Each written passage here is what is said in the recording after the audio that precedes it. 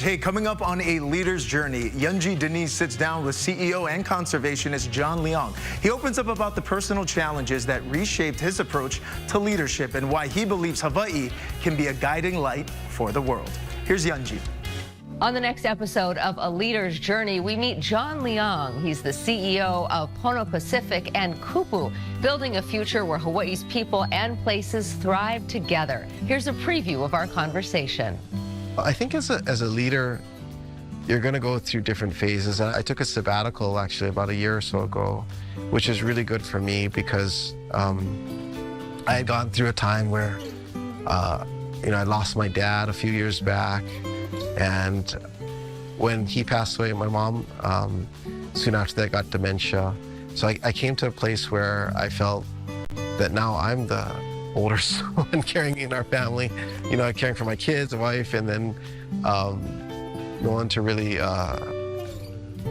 look up to in my immediate family. And so it was kind of a time where I just did a lot of soul searching as well, but taking that pause, I think, is so important for any leader or any person really to just really think through where we're at in life. And I realized at that point that some of the things that were my motivations that got me to where I am may have been successful in helping me get me there, but they weren't going to be successful in the next season.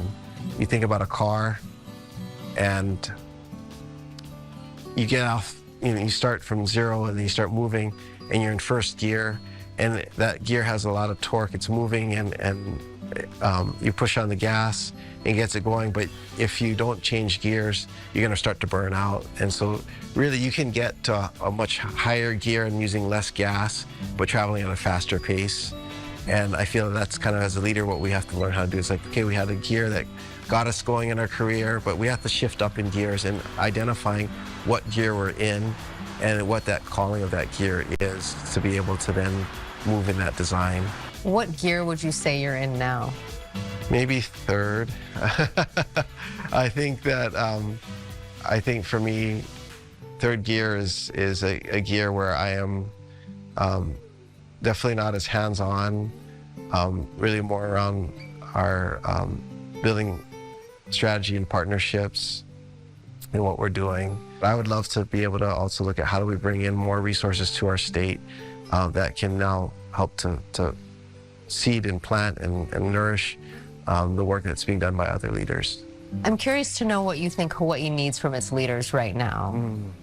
I really believe that Hawaii has a calling to be a lighthouse to the nations, that the work that we do here, how we do it, and the heart in which we do it really needs to just transcend our shores. And now more than ever, I believe the way we do things in Hawaii, the community that we're building is needed in our world. And that heart in which we have unity, that we have compassion, kindness, those are the things that our world needs to see more of. And so the more we succeed as a state, I think it gives a broader hope to the broader world as well too. And so, yeah, this is a really critical time in Hawaii's history, and our leaders, our community, it's time for us to go all in. Is there a quote or maxim that you lean on when things are difficult? My wife had a quote on our refrigerator at one point. It was from a book called Dream Releasers, and it said to die empty.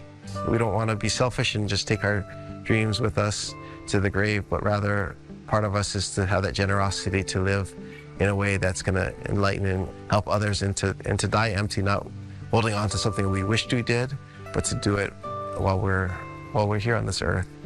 And so for me, that's one of the things that I always hold on to, is that I want the time that I have, I don't know how long I'll have here, but to use it wisely, to make the world better, to set the next generation up. John Leong reminds us that true leadership isn't loud. It's steady, deeply rooted, and intentional. Watch the full episode on air and online at hawaiinewsnow.com.